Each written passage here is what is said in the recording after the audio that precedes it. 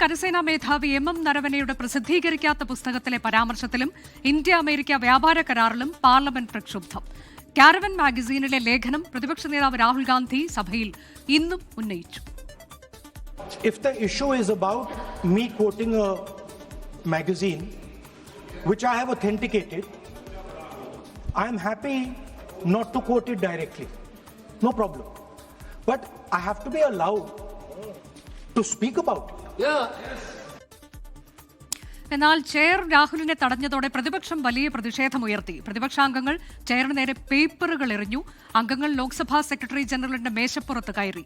ഹൈബി ഈഡൻ, ഡീൻ കുര്യാക്കോസ് ഉൾപ്പെടെ 8 അംഗങ്ങളെ സസ്പെൻഡ് ചെയ്തു. Sri Manikam Tagore, Sri Amrinder Singh Raja Waring, Sri Gurjit Singh Aulia, Sri Hebi Eden Prashant Padole, Sri Dean Kuryakos, S. Venkatesh and Kiran Reddy in utter disregard to the House and the authority of the chair through reaching to the table of Secretary General and other officers in the well of the House and throwing papers on the chair and having been named by the chair, resolved that the above mentioned members may be suspended from the services of the House for the remainder of the session under Rule 3742. നടപടി നേരിട്ട അംഗങ്ങൾക്കൊപ്പം രാഹുൽ ഗാന്ധി സഭാകവാടത്തിൽ കുത്തിയിരുന്ന് പ്രതിഷേധിച്ചു. ബൽറാം നെടുങ്ങാടി വിശദാംശങ്ങളുമായി. ബൽറാം, നമ്മൾ ഇന്നലെ കണ്ടതാണ് കരവനയുടെ ആ ലേഖനം അത് പ്രസിദ്ധീകരിക്കാത്തതാണ് എന്ന് പറഞ്ഞുകൊണ്ട് പിന്നീട് ഭരണപക്ഷം അതിൽ വലിയ പ്രതിഷേധമുയർത്തുന്നു. രാഹുൽ ഗാന്ധി തന്റെ നിലപാടുമായി മുന്നോട്ട് പോകുന്നതൊക്കെ നമ്മൾ കണ്ടതാണ്. ഇന്നും അതേ വിഷയത്തിൽ തന്നെ വലിയ പ്രതിഷേധമാണ് സഭയിലുണ്ടായത്. ഒപ്പം തന്നെ ഇന്ത്യ അമേരിക്ക വ്യാപാര കരാറും പ്രതിപക്ഷ പ്രതിഷേധത്തിനിടയാക്കി. വലിയ സംഘർഷത്തിലേക്ക് പോകുന്നതിലേക്ക് വരെ കാര്യങ്ങൾ എത്തുകയായിരുന്നു. പേപ്പറുകൾ വലിച്ചു കീറി എറിയുകയും മേശപ്പുറത്തേക്ക് കയറിയും ഒടുവിൽ 8 MP-മാർക്ക് സസ്പെൻഷൻ ലഭിക്കുകയും ചെയ്യേണ്ടുന്ന സാഹചര്യം എന്താണെന്ന് സഭയിൽ രാവിലെയും ഉച്ച കഴിഞ്ഞും ഉണ്ടായത്.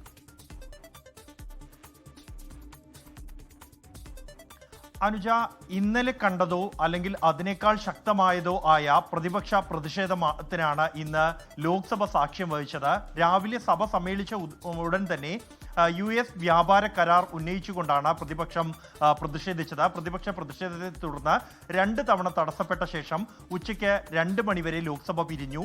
ആ ഘട്ടത്തിൽ സ്പീക്കർ ഓം ബിർള ഇരുപക്ഷത്തു നിന്നുമുള്ള നേതാക്കളുമായി ചർച്ച നടത്തുകയും ഉച്ചയ്ക്ക് ശേഷം കേന്ദ്ര വ്യവസായ മന്ത്രി പീയൂഷ് ഗോയൽ US വ്യാപാര കരാർ സംബന്ധിച്ച് പ്രസ്താവന നടത്താൻ തയ്യാറാണെന്ന് നേതാക്കളെ അറിയിക്കുകയും ചെയ്തു. ഇതോടെ ആ ഒരു പ്രതിഷേധം സമവായത്തിലെത്തി. ഉച്ചയ്ക്ക് ശേഷം 2 മണിക്ക് സഭ പുനരാരംഭിച്ച ഘട്ടത്തിൽ കഴിഞ്ഞ ദിവസം തടസ്സപ്പെട്ട രാഹുൽ ഗാന്ധിയുടെ പ്രസംഗം, രാഷ്ട്രപതിയുടെ നയപ്രഖ്യാപന പ്രസംഗത്തിന്മേലുള്ള നന്ദി പ്രമേയ ചർച്ച തുടരാൻ തീരുമാനിക്കുകയായിരുന്നു. കഴിഞ്ഞ ദിവസം രാഹുൽ ഗാന്ധി മുൻ കരസേനാ മേധാവി ജനറൽ M നർവാനെയുടെ പുസ്തകത്തിലെ ഭാഗം ഉൾക്കൊള്ളുന്ന ലേഖനം സഭയിൽ ഉദ്ധരിക്കാൻ ശ്രമിച്ച ഘട്ടത്തിൽ അത്തരത്തിലുള്ള പേപ്പർ കട്ടിങ്ങുകളോ പുസ്തകങ്ങളോ സഭാധ്യക്ഷന്റെ അനുമതിയോടെ മാത്രമേ സഭയിൽ അവതരിപ്പിക്കാൻ പാടൂ എന്ന തടസ്സവാദമാണ് ഉയർന്നത്. അതുകൊണ്ട് തന്നെ ഇന്ന് തുടക്കത്തിൽ തന്നെ ഈ രേഖകൾ ആധികാരികവൽക്കരിക്കുന്നതിന് വേണ്ടി സ്പീക്കർക്ക് രാഹുൽ ഗാന്ധി കൈമാറി.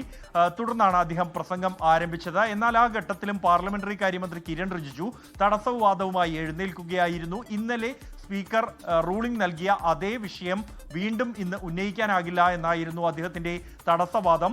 അത് ഇന്ന് ചെയറിലുണ്ടായിരുന്ന കൃഷ്ണപ്രസാദ് തേനട്ടി അത് അംഗീകരിക്കുകയും രാഹുലിനെ ആ ഭാഗം ഉപയോഗിക്കരുത് എന്ന് രാഹുലിനോട് നിർദ്ദേശം നൽകുകയും ഒപ്പം തന്നെ ഈ രാഷ്ട്രപതിയുടെ പ്രസംഗത്തിന്മേലുള്ള നന്ദിപ്രമേയ ചർച്ചയ്ക്കാണ് രാഹുൽ ഗാന്ധിക്ക് അനുവാദം നൽകിയിരിക്കുന്നത് എന്ന് പറയുകയും ചെയ്തു. ഇത് പ്രതിപക്ഷത്തെ ചൊടിപ്പിച്ചു. രാഹുൽ ഗാന്ധി എഴുന്നേൽക്കുകയും താൻ ഈ സഭയുടെ പ്രതിപക്ഷ നേതാവാണ് എന്നും തനിക്ക് സംസാരിക്കാൻ ആരുടെയും അനുവാദം ആവശ്യമില്ല, അതുകൊണ്ട് തന്നെ ചെയറിന്റെ പ്രയോഗം തെറ്റാണ് എന്നും അദ്ദേഹം ചൂണ്ടിക്കാണിച്ചു. തുടർന്ന് അദ്ദേഹം സംസാരിച്ചു തുടങ്ങുകയായിരുന്നു.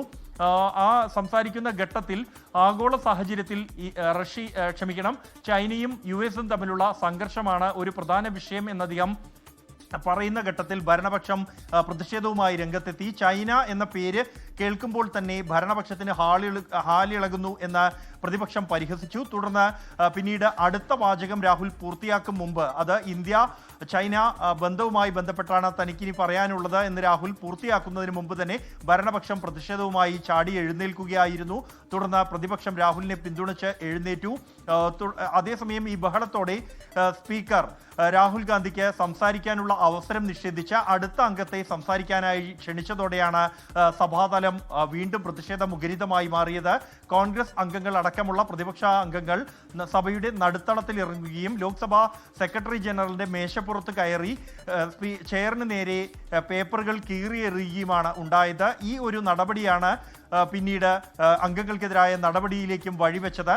ഈ നടപടിക്കെതിരെ പാർലമെന്ററി കാര്യമന്ത്രി കിരൺ റിജിജു ഈ അംഗങ്ങളെ സസ്പെൻഡ് ചെയ്യണമെന്ന് ആവശ്യപ്പെട്ടുകൊണ്ടുള്ള പ്രമേയം അവതരിപ്പിക്കുകയും അത് ചെയർ അംഗീകരിക്കുകയുമായിരുന്നു. തുടർന്നാണ് 8 അംഗങ്ങളെ 7 കോൺഗ്രസ് അംഗങ്ങളെയും ഒരു CPIM അംഗത്തെയും സസ്പെൻഡ് ചെയ്തത്.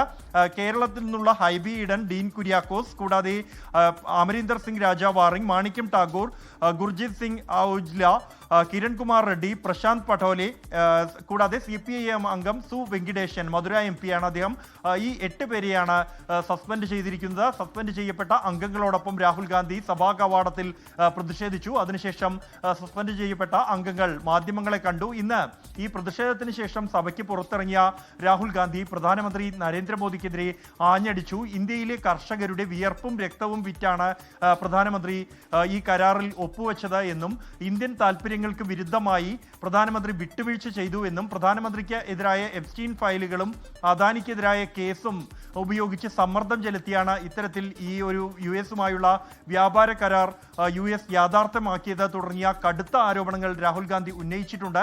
അതേസമയം ഇന്ന് സഭയിൽ ഈ വിഷയത്തിലുള്ള സർക്കാരിന്റെ വിശദീകരണം ഉണ്ടാകുമെന്ന് പ്രതീക്ഷിച്ചിരുന്നെങ്കിലും അത് ഉണ്ടായില്ല. ലോക്സഭ നാളെ വരെ പിരിയുകയായിരുന്നു. രാജ്യസഭയിലും സമാനമായി ഈ വിഷയം ഉയർന്നു വന്നതോടെ സഭാ നേതാവ് JP നദ്ദ എഴുന്നേൽക്കുകയും വിഷയത്തിൽ സംസാരിക്കാനും വിശദീകരണം നൽകാനും സർക്കാർ തയ്യാറാണ് എന്നും നാളെ വിഷയത്തിൽ വ്യവസായ മന്ത്രി പീയൂഷ് ഗോയൽ വിശദീകരണം നൽകുമെന്ന് അറിയിക്കുകയുമാണ് ഉണ്ടായത്. എന്തായാലും കടുത്ത സംഘർഷ രംഗങ്ങൾക്കാണ് ഇന്ന് ലോക്സഭ സാക്ഷ്യം വഹിച്ചത്. അനുജ, ഈ രേഖകൾ ആധികാരികമല്ല എന്നൊരു ന്യായവാദമാണല്ലോ ഇന്നലെ സ്പീക്കറുടെ ഭാഗത്തു നിന്ന് ഉയർന്നു വന്നത്. നമ്മളത് കേട്ടതാണ്. അപ്പോൾ അതിനുവേണ്ടി ഈ രേഖകൾ സ്പീക്കർക്ക് കൈമാറുന്നു എന്ന തരത്തിലേക്ക് ഇന്ന് രാഹുൽ ഗാന്ധിയുടെ ഭാഗത്തു നിന്നും ഒരു നടപടി നമ്മൾ കണ്ടതാണ്. പക്ഷേ എന്താണ് സർക്കാർ ഈ കാര്യത്തിൽ കൈക്കൊണ്ടിരിക്കുന്ന നയം എന്നാണ് നമ്മൾ മനസ്സിലാക്കേണ്ടത്. ഇത് പ്രസിദ്ധീകരിക്കാത്തതാണ് എന്ന് പറഞ്ഞുകൊണ്ട്, പുസ്തകം പ്രസിദ്ധീകരിച്ചിട്ടില്ല എന്ന് പറഞ്ഞുകൊണ്ട് അതിനെ പൂർണ്ണമായി തള്ളിക്കളയുകയാണോ സർക്കാർ? ബൽറാം. അനുജ, ഇന്നലെ രാഹുൽ ഗാന്ധി സംസാരിക്കാൻ എഴുന്നേറ്റപ്പോൾ ആദ്യമായി തടസ്സവാദം ഉന്നയിച്ചത് പ്രതിരോധ മന്ത്രി രാജ്നാഥ് സിംഗ് ആയിരുന്നു. അത് പ്രസിദ്ധീകരിക്കാത്ത ഒരു പുസ്തകത്തിലെ ഭാഗമാണ് രാഹുൽ ഉദ്ധരിക്കുന്നത് എന്നാണ് അദ്ദേഹം ചൂണ്ടിക്കാണിച്ചത്. തുടർന്ന് വീറുറ്റ ചർച്ചകൾ സഭയിൽ നടന്നു. പ്രസിദ്ധീകരിക്കാത്ത പുസ്തകത്തിന്റെ ഭാഗങ്ങളോ പത്രക്കട്ടിങ്ങുകളോ സഭയിൽ ചർച്ചയ്ക്കായി ഉപയോഗിക്കുന്ന പതിവില്ല എന്ന്, അത് ചട്ടങ്ങൾ അനുസരിച്ചല്ല എന്ന് ചട്ടം 349(1) ചൂണ്ടിക്കാണിച്ചുകൊണ്ട് തടസ്സവാദം ഉന്നയിക്കുകയും അത് സ്പീക്കർ അംഗീകരിക്കുകയുമാണ് ഉണ്ടായത്. എന്നാൽ ഈ 349 തന്നെ ചൂണ്ടിക്കാണിച്ചുകൊണ്ട് KC വേണുഗോപാൽ ഇതിന് മറുവാദം ഉന്നയിച്ചിരുന്നു. എന്നാൽ ഇന്നലെ ഈ രേഖകൾ ജനറൽ MM നർവാനയുടെ പുസ്തകത്തിന്റെ ഭാഗം ഉന്നയിക്കുന്ന സാഹചര്യത്തിൽ ചില സാങ്കേതിക പ്രശ്നങ്ങളും ഈ വിഷയത്തിൽ ഉടലെടുത്തിട്ടുണ്ട്. രാഹുൽ ഗാന്ധി ഈ പ്രസിദ്ധീകരിക്കാത്ത പുസ്തകത്തിന്റെ ഭാഗം എന്ന നിലയിലാണ് ആദ്യം ഉദ്ധരിച്ചത്. തുടർന്ന് പ്രതിഷേധം ഉയർന്നപ്പോഴാണ് അത് സംബന്ധിച്ചുള്ള ഈ കാരവാൻ മാസികയിൽ വന്ന ലേഖനമാണ് താൻ ഉന്നയിക്കുന്നത് എന്ന് പറഞ്ഞത്. തുടർന്ന് അത് ആശയക്കുഴപ്പങ്ങൾക്ക് വഴിവെച്ചു. ഈ ഭരണപക്ഷം ഉന്നയിച്ച തടസ്സവാദം ഒരു പരിധിവരെ ശരിയാണ്.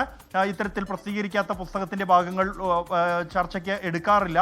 എന്നാൽ അതേസമയം സ്പീക്കറുടെ അനുമതിയുണ്ടെങ്കിൽ രേഖകൾ, ഇത്തരത്തിലുള്ള പ്രസിദ്ധീകരിച്ച മാസികയുടെ ഭാഗങ്ങൾ, പത്രക്കട്ടിങ്ങുകൾ അടക്കം മുൻപ് സഭയിൽ എടുത്ത ചരിത്രമുണ്ട് ചർച്ചയ്ക്ക്. പ്രതിരോധ മന്ത്രി രാജ്നാഥ് സിംഗിനെതിരെ തന്നെ CPIM അംഗം മുഹമ്മദ് സലീം നേരത്തെ ഇത്തരത്തിൽ ഒരു മാസികയിൽ വന്ന ലേഖനം ആയുധമാക്കുകയും അത് വലിയ വൈകാരികമായ ചർച്ചകൾക്ക് വഴിവെക്കുകയും ചെയ്തിരുന്നു.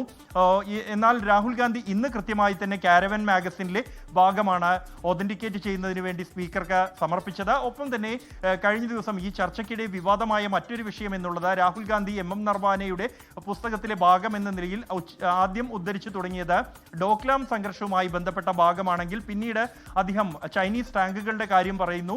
കൈലാഷ് റേഞ്ച് എന്ന് പറയുന്ന ഘട്ടത്തിലേക്ക് അത് കിഴക്കൻ ലഡാക്കിലെ സംഘർഷവുമായി ബന്ധപ്പെട്ട ഭാഗത്തിലേക്ക് പോകുന്നു. അതുകൊണ്ട് തന്നെ ഏതാണ് ഈ MM നർവാനയുടെ ഓർമ്മക്കുറിപ്പുകൾ എന്ന് സംബന്ധിച്ചുള്ള ഒരു ആശയക്കുഴപ്പം നിലനിന്നിരുന്നു.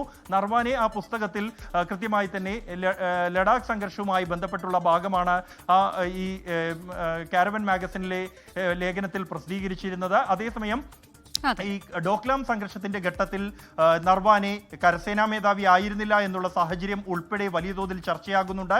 എന്തായാലും ഈ മുൻ കരസേനാ മേധാവിയുടെ പുസ്തകം അത് കേന്ദ്ര സർക്കാരിനെ പ്രതിരോധത്തിലാക്കുന്നതാണ്. അതാണ് ഈ കാര്യത്തിൽ കൃത്യമായൊരു നിലപാട് കേന്ദ്ര സർക്കാർ വ്യക്തമാക്കുന്നില്ല. ജനറൽ MM നരവനെയുടെ പുസ്തകത്തിൽ ഓർമ്മക്കുറിപ്പാണ് അത് പ്രസിദ്ധീകരിച്ചിട്ടില്ല എന്ന് പറഞ്ഞുകൊണ്ട് രാഹുൽ ഗാന്ധിക്ക് അനുമതി നിഷേധിക്കുന്ന കാഴ്ചയാണ് ഇന്നലെയും ഇന്നും നമ്മൾ കണ്ടത്. ലോകത്തെവിടെയായാലും ഏത് സമയത്തും 24 വാർത്തകളും ഓഗ്മെന്റഡ് റിയാലിറ്റി പാക്കേജുകളും എക്സ്പ്ലെയിനറുകളും വിശദമായി കാണാൻ ഞങ്ങളുടെ യൂട്യൂബ് ചാനൽ നിങ്ങൾക്ക് സബ്സ്ക്രൈബ് ചെയ്യാം.